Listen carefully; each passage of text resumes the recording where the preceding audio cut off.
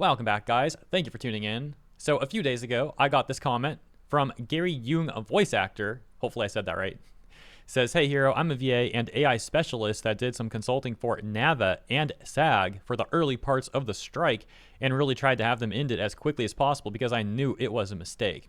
If you ever have any questions about the strike or the industry, please feel free to reach out. I also have a video about this, as well as about AI and the voiceover industry on my channel, which are my only two videos. Best Gary. And I mentioned saying thank you for the info and I'll have to check out your video. Sounds like a fun watch. And I've been meaning to watch that, so apologies for being a bit late to this. As you guys know, I still try to focus on like making original content before. I'm like trying to get more into reaction style videos too, but that's not the priority at the moment. But now today, I will take a look at that video. So thank you guys for your patience. And before we get to the video, I would like to also briefly talk about one other comment I got, this being on yesterday's video, that provides some additional information into the VA SAM. And I greatly appreciate this information. So hopefully you saw yesterday's video so you know what this is referring to. But essentially, there were a few statements issued by VAs that I just found like a few things odd about those statements. But I do want to give Sam credit where it's due because this information I was provided is actually pretty cool. It talks about how Sam essentially has not been a part of the collective work refusal. She's still voicing Ambi and streaming herself, either playing ZZZ or reacting to new stuff coming up to the game. So these are things that certainly have probably upset the VA clique and or would upset the VA clique, and she's still doing it anyways. So it's good to see that she's not like letting herself get bullied into submitting to those people. So yeah, as mentioned, I just want to give credit where it's due. Okay, that takes us over to Gary Jung's video, AI will destroy voice actors and gamers will cheer. How's it going, everybody? I'm Gary. I'm a voice actor, I'm a Gary? gamer, and I'm a PhD in AI voice stuff. Today I wanted to talk about the thing that every voice actor is absolutely terrified of. That is actually understanding why AI is predicted to completely obliterate the voiceover industry. And in order to understand this, we actually have to understand something that is seemingly unrelated to AI, the social side of the voiceover industry. As I'm sure many of you know, there's been a massive controversy with the video game voiceover strike and the Genshin Impact. Diabolical. Genshin Impact's English cast gives new VO the cold shoulder after he frames replacing a striking actor as an opportunity to carry the flame.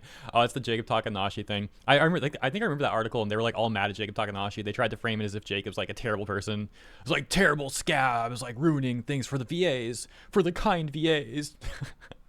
Strike. My voiceover mentor, Joe Zizia, who I greatly respect, recently released a video on this topic. So the video got a bit of a mixed reception, and if you ask me, the release of the video was really poorly timed. A lot of people thought... I don't know if I'd say poorly timed, but I think it was poorly handled. It just came off like he was intentionally dodging things that made the union and the union VAs look bad. That were some of the major issues that were going on at that point in time. And he tried to come off like he wasn't biased, like it was just him trying to educate people. But the information he provided and the way that he was providing it really did come off like he was trying to subtly or not so subtly, depending on how you see it, defend SAG more or less, like defend the strike more or less. And I do think like he was trying to get people to stop criticizing the VAs. He was trying to have this like approach of like everyone needs to relax and like tone it all down. But the VAs were doing the most toxic stuff. Fans were just talking about what the VAs were doing. And so trying to like de-escalate everyone is basically trying to silence the criticism from occurring when the criticism was absolutely just and rightful. And he wasn't addressing like why the criticism was even being done, which again was because these VAs were being caught being toxic, being caught advocating for harassment campaigns, being caught in lies, etc., etc. Me, the release of the video was really poorly timed. A lot of people thought the video was biased in favor of the union, and while I don't necessarily agree, I completely understand why they think that. Mostly because while he covered a lot of... So we disagree on that point. That's okay though. And for the record, I made a video that was like almost 30 minutes long, detailing with evidence like the issues I had with Joe's video. Again, there were some good parts to it. I'm not saying it was all bad, but there was a lot of issues in my opinion, and I backed up my opinion in that video. But let's continue on. Lot of information about the voiceover union, what it means to go FICOR, and what a Taft-Hartley is. He chooses not to talk about any social aspects of the industry. In fact, he even admits it in his own video. Well, it's not even that he was saying he wasn't going to address this stuff. It's more so he tried to make it sound like you can't actually have an opinion on this stuff because it's, as he puts it, just a feeling, which is a very bad take. Let me elaborate on that by playing like a minute or two of what he had to say here. Brings me to the real tricky part, the social side of things. Rules and regulations are one thing, but industry perceptions and relationships are something completely different. I want you to understand that I'm not getting to this here because this is not measurable. It is a feeling. It is actually part of the problem in a lot of ways. So when we start asking questions like, well, why doesn't everyone just go FICOR? Or are people being blacklisted for working on non-union games during the strike? These really deal with non-measurable social feelings that can be very powerful, yes, but fall outside the bounds of what I'm trying to do here with this video. So he says all that and adds the text, powerful yet not helpful. Is it not helpful because this is like one of the biggest things that makes the union VAs look terrible? Because this certainly is measurable. We can definitely take a look at all the times VAs on social media threatened other VAs with being blacklisted, called them scabs, harassed them, freaking like insulted the fans for not supporting their strike. It is certainly something measurable and not just some immeasurable feeling. It's not like an abstract concept, excuse me. It's a very real thing that happens in the industry. People do get blacklisted. People do get harassed for working when there's a strike. They do get called scab and harassed for it, etc., etc. Fans do get harassed for standing up against the harassment. The Genshin Impact subreddit did have VAs calling for it to get entirely shut down because they were questioning the narrative. These are not just immeasurable things. Once again, I will say these are things that happen and can be measured. That's just one thing. Let's get back to Gary. And that brings me to the real tricky part, the social side. Oh, it's the part we just talked about. Understand that I'm not getting to this here because this is not measurable. It is a feeling. Are people being blacklisted for working on non-union games during the strike? These really deal with non-measurable social feelings. I'm not sure he I literally, what the frick, dude? It's the same exact part I just played. That's so funny. Sorry for the redundancy there, guys. Maybe I should have watched a little bit more before I went to the video and like interjected all that. My bad. intended this, but the fact that he chose not to talk about these things may have been more informative than if he had actually talked about them. Because it highlights one specific point. Voice actors cannot speak about the social aspects of the industry, and they will never talk about blacklists. Now, it definitely made him look bad. It definitely made it definitely added to the bias of the video. Now, just to clarify, there may be some people who aren't familiar with the entertainment industry lingo who think that a blacklist is a literal list of names. It's not really. As Joe said, the blacklist is mostly just a feeling. If you are... Yeah, so not really. Gary says not really, and Joe says mostly just a feeling. Yeah, there's not like one literal blacklist that like all the top agents and like executives all like have and share and add on to. But I'm sure they're like more like micro examples of this. Like maybe there's a freaking person in a position of power, and like let me scroll a little bit for our man Gary here though. There we go. Okay, I don't know, you know, his mouth was like wide open there. My bad. But like there might be some person in like a hiring position, like an executive or casting director or whatever, who's got some notes on his phone with a list of names of like people he doesn't want to work with for whatever reason. Like the reason being that like other VAs or whatever told him like, oh, don't work with this person, this person's bad, or like his politics don't line up with yours or something, right? Like there probably are like micro blacklists like that, but in other terms, like the most common example of this is probably just like word of mouth, right? You might see like let's just take the obvious example here, Jacob Takanashi. The word of mouth in this context would be VAs publicly and behind closed doors saying how they hate this guy now and they don't want him to ever get work, and they may spread that sentiment to, like, as mentioned, people in positions of power in the industry. And in that case, there would be a blacklist, so to speak. And in some cases, maybe some person adds them to a list on a phone or something too. We don't know for sure how that goes down. We just know that in various ways, yes, this stuff does happen. List.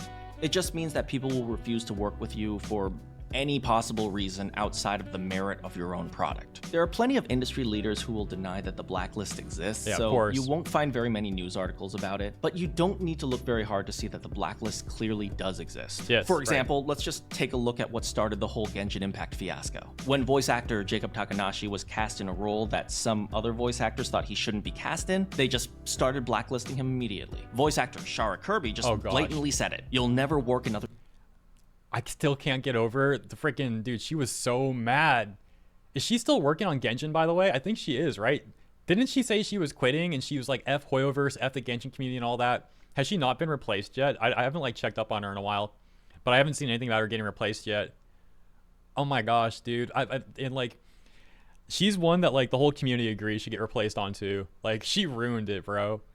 their job again. Kaylee Mills publicized Jacob's financial information in an attempt to justify the bullying that Jacob received. Voice actor Jun Yoon, who is a prominent voice acting veteran, went out of his way to ridicule Jacob.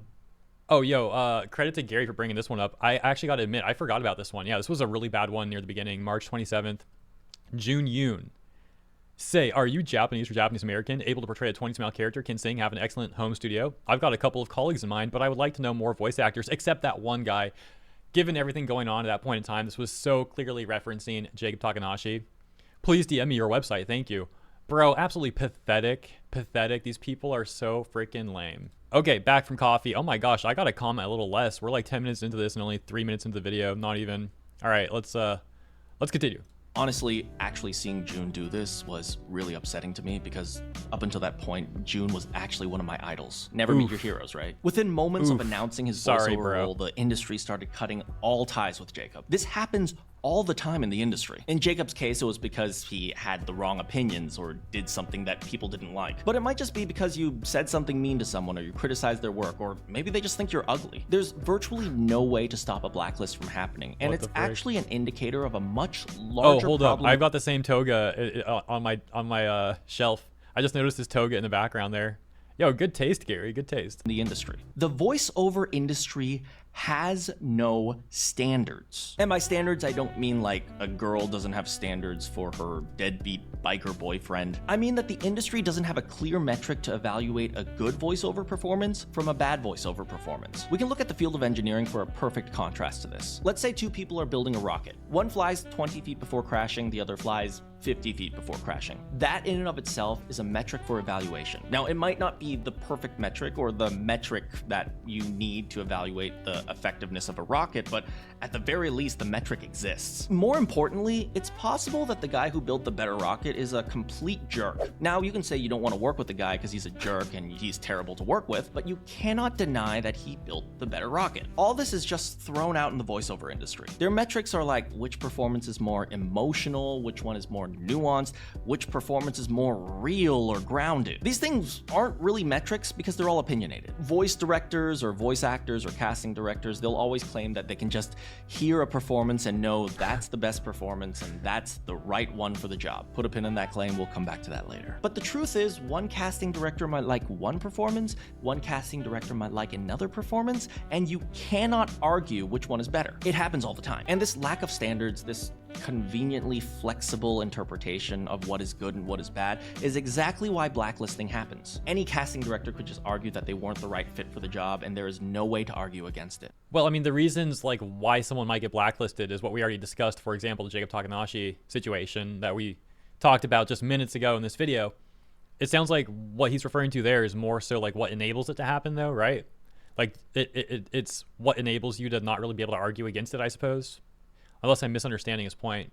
There's no way to argue against it. And unfortunately, the most important social aspect of the industry is evaluation and casting. Hugh Klitsky, an amazing voiceover coach who I really respect, summarized it really well in a bit of a comedic LinkedIn post. He said this: "You didn't get the job? Here's why. You sounded like the producer's mom. You sounded like the director's ex. You sounded happy, but not the right kind of happy. You sounded too tall or too blonde or too much like everyone else, and so on." If you read through the entire post, you'll notice that there is a reason that is missing from that list. Someone else is better than you. Because as an industry veteran, he knows that the industry doesn't have those metrics, at least not in a way that actually matters. Because if you look at the metrics that the voice directors use, nuanced, emotional, grounded, real, you'll also notice that there's one metric that the voice acting industry generally doesn't use, and it's probably the most important metric of all: whether or not the audience likes it. And that's the only metric that actually matters. Anyone who's been paying attention to AAA video games the past few years knows that the industry, or at the very least the video game industry at large, tends to use metrics that are inversely correlated with what the audience likes. Tosh jump scare, man, come on. Often you'll see that the games the industry claims are high quality end up actually being the worst games when rated by the gamers. And unfortunately, the video game voiceover industry is starting to go down the same path. They've used up all their remaining goodwill with the SAG-AFTRA video game strike, and now they're starting to deny that the audience is even... Not little Karibo. Oh no. Oh no, guys. We're never, like, why does it always go back to like Kaiser Necker or little Karibo? To be fair, this time it's about VA stuff. It's not like that out of the ordinary, but like I made a video the other day, like not even related to the VA stuff, and was still somehow Kaiser Neko like popped up at the end for those that saw it. Yeah, it was about like Men's Mental Health Awareness Month, and then I'm like on Blue Sky looking up posts about what they're saying about Men's Mental Health Awareness Month, and like Kaiser Neko's like in one of the top posts, like right there in the responses. I'm like, dude, I can't get away from these people. Now we got Little Krivo again. Again, we're talking about VA, so it's not like that surprising at all, but it's just funny. I remember seeing someone post one of the most important things in the strike is fan support, and they lost hours, and thinking to myself, oh my gosh, this one. I rather doubt when the steelworkers refused to work. They were super concerned with how their fan bases perceived it. Might be one of the most moronic takes in the entire situation. Support from consumers doesn't play a big part in the outcome because it is expected to disappear as soon as workers start striking. Does it suck consumers would be pissed? Sure, it also sucks when striking workers get fired as a result, but both these things are natural results of the strike. Except you guys tried to get the fans to support your whole thing, and like suddenly when you guys get criticized, oh, we didn't need them anyways, oh, we don't need them, oh. Relevant to the industry's success at all. But when the industry stops caring about how an audience evaluates their product, it always predicts the industry's failure, and worse, predicts their takeover by AI. But if you don't believe me and you want evidence, we can look at another industry that's been just completely demolished by AI, the visual arts. So when I first started my undergraduate in engineering approximately like 15 years ago, I tried to convince every single one of my artist friends that AI was a legitimate threat to art, and of course they didn't believe me because art is the human endeavor. But I pointed to one very specific thing. Since the 20th century, the art industry had lost all standards. We were in the era of Jackson Pollock, who was famous for randomly throwing paint onto a canvas. One of artist Kazimir Malevich's most famous paintings from 1915 was literally a black square. What? Was literally a black square. It's like that thing. What the heck? In 2010, a sculptor named Marcel Waldorf won an award for his sculpture of a woman urinating. Essentially, the idea that artistic beauty is These people are so weird, man. in the eye of the beholder is kind of the prevailing theory right now. You couldn't just evaluate art and just say whether or not it was good or bad. This allowed artists to do just about anything and make up a reason for why it's art. But the moment AI art exploded onto the scene, the artists faced a major problem. And that problem actually had nothing to do with artistic skill, and it had nothing to do with technology. It was actually a philosophical problem. If artistic beauty is in the eye of the beholder, it is actually impossible to justify that human art is any better than AI art. Essentially, they had no way to justify their own existence because they gave up their standards over 100 years ago. And the lack of standards that allowed their artistic industry to exist was now being reinterpreted to justify that human artists were no longer necessary. Christie's AI art auction draws big money bids and thousands of protest signatures. Christie's AI art sale defies controversy, surpassed expectations. What the frick is Christie's AI art sale? I don't even know anything about that. Because without standards, AI art is just as good as anything else. Well, I mean, standards. Look, a lot of AI art looks freaking weird, though. I don't really agree with that. But like, yeah, he's not wrong. There's not like a defined list of standards, though. But like, there's plenty of examples of AI art that's just like, dude, what the frick? It looks so like uncanny and weird. But look, once again, I'm not saying all art is like amazing either. For example, this weirdo we talked about earlier in the video, you can see there in like the timeline preview, that freaking like statue or whatever he made. To a lot of panicking artists turning to really poorly thought out metrics. Things like AI art had no soul, or AI art had no artistic intention behind its choices. I wanted to see how valid these metrics really were, so I conducted a bit of an experiment-ish interview with a lot of the detractors of AI art, specifically about Jackson Pollock and his work. The experiment was really simple. I showed them. So yeah, like as mentioned, I'm not familiar with this sort of stuff at all. This is way beyond the scope of my knowledge, like Jackson Pollock and all that. I don't even think I've heard about that dude before this video. Maybe I've like heard of his name, but it doesn't sound familiar at all. I don't really follow this stuff. The experiment was really simple. I showed them two images. One of them was an AI generated painting. Usually I chose some sort of like fantasy landscape painting like this. The other one is one of Jackson Pollock's paintings. And I asked a very simple question. Do you truly believe that this painting has artistic value and this painting doesn't? And they always said yes. So the natural follow-up. How is artistic value defined? For the record, I don't like I don't like the sort of modern art or whatever it's called. I guess it's not like modern art. I don't like the modern art stuff in general because it's freaking weird. And I don't like the concept of just like splashing paint randomly on a thing and be like, oh, look how skillful I am. So like, look, I might criticize the AI art stuff, but don't get me wrong. I don't like some of that weird stuff either that non-AI artists do, like actual artists do. Was always, please explain why. And this is where they started stumbling over their words. They said things like, there's clear purpose behind the Pollock painting. That's dumb in my opinion. What purpose? It's just literally like RNG. To my understanding, didn't he just like randomly splash stuff or whatever? Again, this is out of the scope of my knowledge. I could be completely wrong about that, but yeah, I don't see what purpose is here. It looks pretty random. Like, it kind of looks cool in a way, but it's kind of just like pretentious when people overhype this stuff. Pollock painting actually has like a human soul. You can clearly see the intent behind the Pollock painting and all these sorts of weird random reasons. And even as they stumbled over their words, I always gave them the chance to take back what they said. Something like, if you can't come up with a reason, you can just take it back and just say the two paintings are equal or something like that. But for like the 100 people I interviewed, they never took it back. They always claimed that the Pollock painting clearly had intent and value and was more interesting, and what intent? AI art simply wasn't. So you can just imagine their panic when I revealed to them that that Pollock painting they just gassed up was made by AI. That's why I was asking. I'm like, wait, did he just randomly splash? Like, is that what this is? So this was made by AI. That's freaking hilarious. So yeah, I generated that image a couple years back using ChatGPT specifically to run this experiment. And you can believe me, the backpedaling that they tried to do was oh my gosh, absolutely painful. And from here, I asked them a very simple question. Based on what you know now, will you admit that AI art has real artistic value? And like half of them just stormed out before they even had a chance to answer. Oh my gosh, dude. That's actually hilarious. They had to admit that AI art was actually valuable. And if they answered no, they had to admit that they lied. They were told that an image, in this case the AI Pollock image, was valuable simply because Jackson Pollock made it. And from there, they just reverse engineered any reason they wanted to justify why the image was valuable. That sounds familiar. Maybe like a casting director who listens to a voice actor he's friends with and just so happens to hear that he's the best. But everyone knows it's just the Emperor's new clothes. You know that story of the Emperor dancing around in his underwear and everyone has to pretend he's wearing pretty clothes because they don't want to get beheaded? We look upon a picture of paint thrown on a wall and the artists demand that you pretend it's valuable. But when you show a coal mine... Well, yeah, again, look, the freaking like art painting stuff on the wall, just like randomly splashing stuff, I'll never understand that. Like, maybe in some ways it could come out looking like cool, but I don't understand like when people overhype it so much. Like, oh, look at how artistic this is.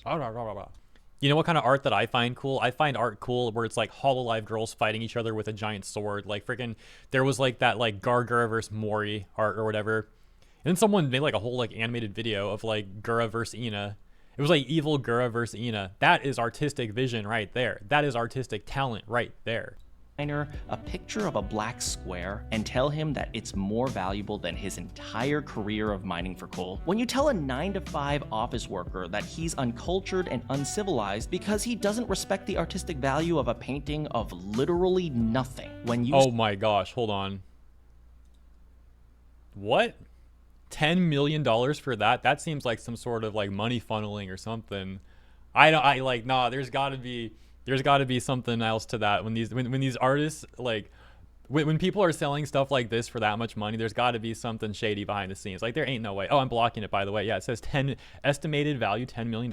A painting of literally nothing. When you stop considering what the common man thinks is good and demand that your art be respected through either nonsensical standards or even just blatant lies, do not be surprised when the common man cheers for your destruction. And unfortunately, this is where the voice acting industry finds themselves now. We've used up all our goodwill in the SAG-AFTRA strike. We've stopped using the same metrics that the audience uses to decide what is a good product. We've blatantly attacked and disregarded the gamers. So do not be surprised when the gamers cheer as AI destroys the entire voiceover industry that has been built on a lie. And by the way, for the few voice actors that are still watching out there, I'm not even saying that casting directors are bad at their job. We need to pause though really quick because like, it's not even necessarily that people would cheer for the whole industry to be destroyed by AI. There's a lot of people that don't want the AI to replace VAs. To be quite frank, I would prefer a real VA. Now, here's a concept that I'm more open to. AI replacing localizers. Because all the localizer is supposed to do is translate stuff, but they choose often not to do that in the anime community, in the gaming community, industry rather. They choose to remove things that they're personally offended by, or change the context of things entirely to fit their political agenda. These are things that have verifiably happened time and time again. And they try and defend these actions by saying things like, oh, localizing is about more than just translating. We're supposed to make it fit better in our cultural or society or whatever freaking stuff they want to come up with to try and justify their corruption. And it's like, they're not even doing that either. They're doing it to fit their own personal viewpoints. When it comes to VA work, I mean, I'd rather we just have VAs who are like good, reasonable people who like the job and are not like politically motivated creeps or agenda-driven freaks, you know? I would gladly take that sort of VA over some AI voicing, you know?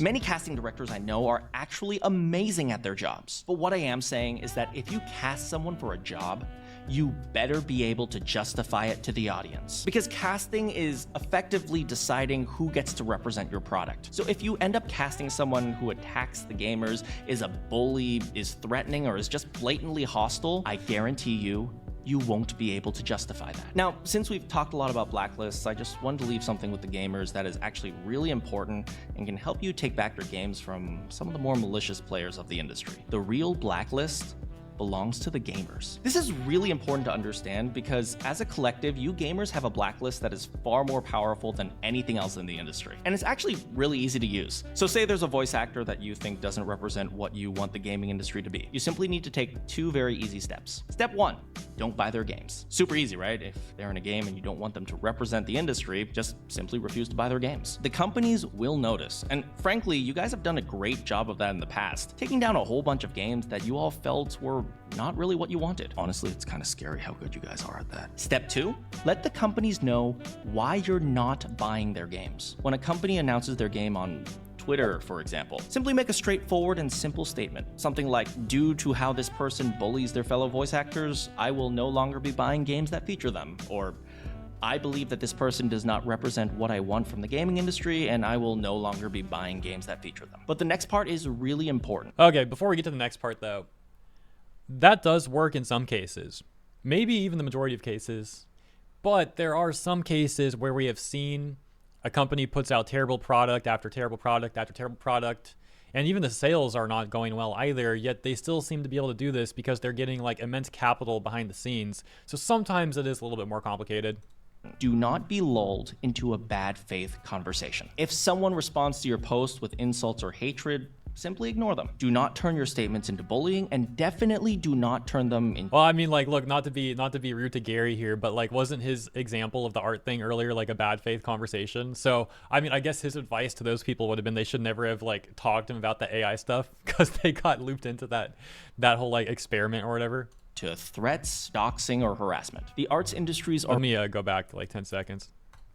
Cut him off too much. To your post with insults or hatred, simply ignore them. Do not turn your statements into bullying, and definitely do not turn them into threats, doxing, or harassment. The arts industries are really good at ignoring criticism if they can turn it into something worse. Do not give them an excuse to ignore your criticism. Simply make the straightforward statement with no bullying and no insults and walk away. I guarantee you the companies will notice because the problem is sometimes these people false flag things, or they'll send like things to themselves rather.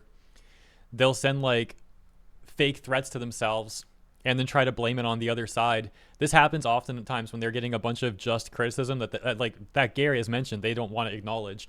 Then suddenly they resort to things like that. This is stuff that's happened in the past before. Let me add on to that too. Sometimes they're not sending it to themselves, but it's like one of their defenders that actually sends that stuff from an alt account or something just to try and give them ammo against the other side. At the end of the day, you guys are the ones paying them. And if you guys stop paying them, you bet they will fix things immediately. So yeah, that's pretty much all I have to say. Get out there and go change the industry for the better, in the way that only you gamers can. Wherever you are in the world, good morning, good afternoon, good evening, or good night.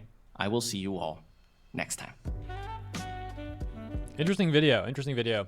I definitely think he made some good points throughout that video. Some things I disagreed with, of course, and I do think he was a little bit too pro AI in this video, but at the same time, I do understand that he was also trying to use the AI sections as a means of bolstering his argument about nepotism in the VA industry. So I totally get that part. Let me know what you guys think though in the comments. And thank you, Gary, so much for your patience with me reacting to this video. And thank you for watching my videos and leaving those comments on my videos, Gary. Appreciate that. I will, of course, link his full video in the description. Let me know what you guys think about all this stuff. Thank you for tuning in. Consider liking and or subscribing if you enjoyed my coverage. And I'll see you in the next one.